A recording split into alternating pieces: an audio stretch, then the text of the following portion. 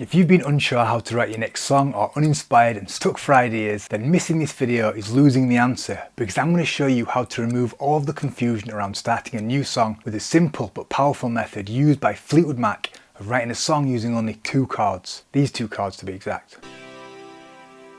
And you're probably thinking, Robin, that's great, but a couple of chords isn't a song, so how am I going to make it more interesting and complete? And that's a good question, because the magic actually lies in what the band did around these chords to turn them into the single called Family Man that appeared on the album Tango in the Night. And to answer this question, I've recreated the song's 4 main sections here, and through these you'll get a sense of exactly how to put a song like this together, piece by piece, as we look inside the black box of the song and find out what the band did to bring those 2 chords to life. Starting off with the verse in this smooth bass line by John McVie.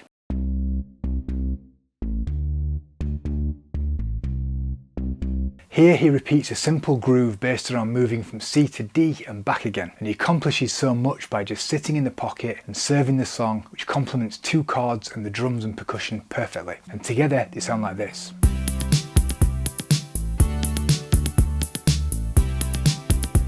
But it's what the band did next that really makes the verse pop and come to life. Now, some people would say that such a simple song would require strong lyrics, but that's not the case here, because as we'll see, although these lyrics are effective, they're not going to win any poetry awards anytime soon. Instead, to bring the chords to life, the band have used what I call the sonic sandwich technique, and I don't mean Sonic the Hedgehog, but a way of creating excitement using arrangement and composition that adds flavour and variety to a simple foundation. Just in the same way that you add pickles, cheese and fried onions to a burger, we're going to do it with sounds. All multi-instrument songs do this, but when you've only got 2 chords, you've got to get a little bit creative to keep the song interesting. And they've done exactly that with these next 2 tracks. Now, don't be fooled by the names, because Ting Ting Ting and Plunk Plunk do 2 powerful things using note selection and rhythmic patterns. The first is a simple piano part, striking the E note 3 times in a row.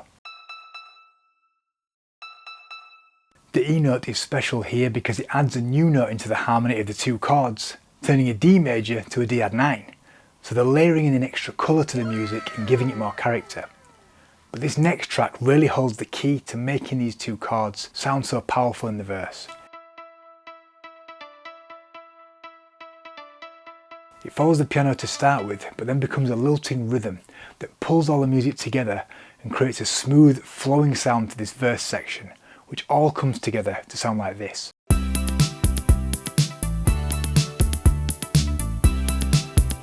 All that's left is to add in the vocals, and like I say, the lyrics aren't the driving force of the song because they're really quite simple. They go, "Well, I walk down that road, when the road gets rough. I fall down, I get up." Hardly literary genius there, but it paints a simple picture and allows the melody to do its job. And that's also very simple, just consisting of notes from the major scale in 2 repeating patterns. So this should remind you that you can still write a great song with basic component parts, and it's how they all come together that determine the song's power. And in a minute I'm going to show you something even better when we look at how these same 2 chords become a powerful chorus. But first, let's hear the verse play out. Well, I walk down this road, when the road gets rough, I fall down, I get up.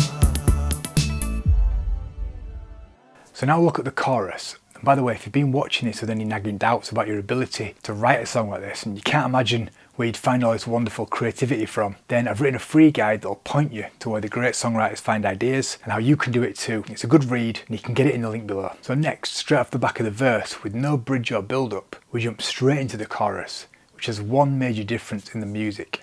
We now hear another chord introduced. And I know what you're probably saying, hang on, that's 3 chords, not 2. And you're right to notice that, but the C and D chords are still in exactly the same place and the bass line is unchanged. So what we're actually hearing is the E major being used really just as a passing chord to embellish and push the main chord sequence forward.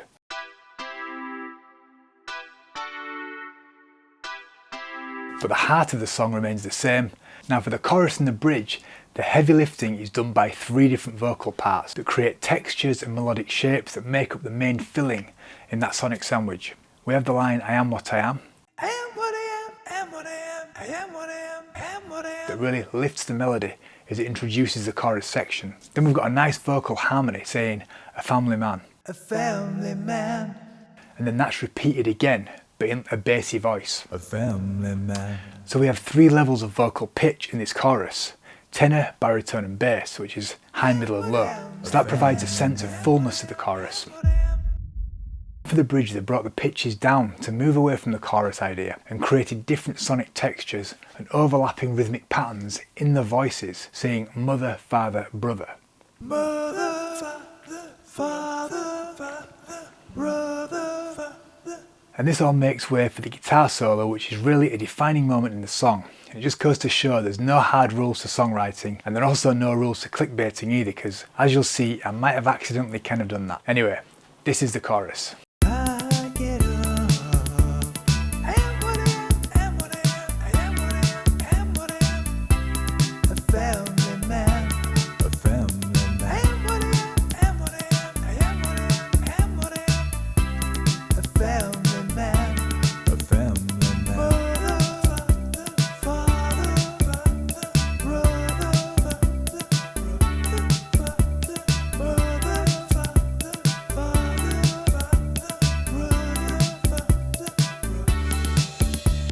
So for this 4th section, Lindsey Buckingham, the band's guitar hero and the writer of this song, decided to do something a bit weird here, which is to throw in a Spanish guitar solo, complete with castanets clicking away, which is really not in keeping with the theme of the song, but at the same time, it totally works and it just gives the song something special and unique. And this solo motif repeats several times in the song, appearing after each chorus, so it really is a bold creative decision he made there. And to make the solo even more epic and ethereal, the band add in some strings to create a wide open sound.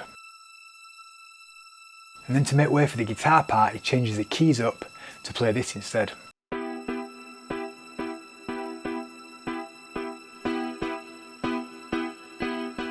And those are the 3 notes that make up E minor, so I'm afraid that officially that now makes it a 3-chord song, which means I might just be an evil YouTuber clickbaiting songwriting person. But in my defence, I didn't actually realise this until I was halfway through the video and deconstructing the solo, and the bass line does stay exactly the same, which when overlaid onto that E minor chord, changes those chords and makes this. And if I was to be very selective about what I was to call those chords, I could argue that they are C major 7 and D sus4 6 add 9, which is still technically C to D. So I think that makes me only slightly evil. Anyway, no matter what you think, this is an epic guitar solo, and the notes are from the scale of E natural minor, and this is what it sounds like.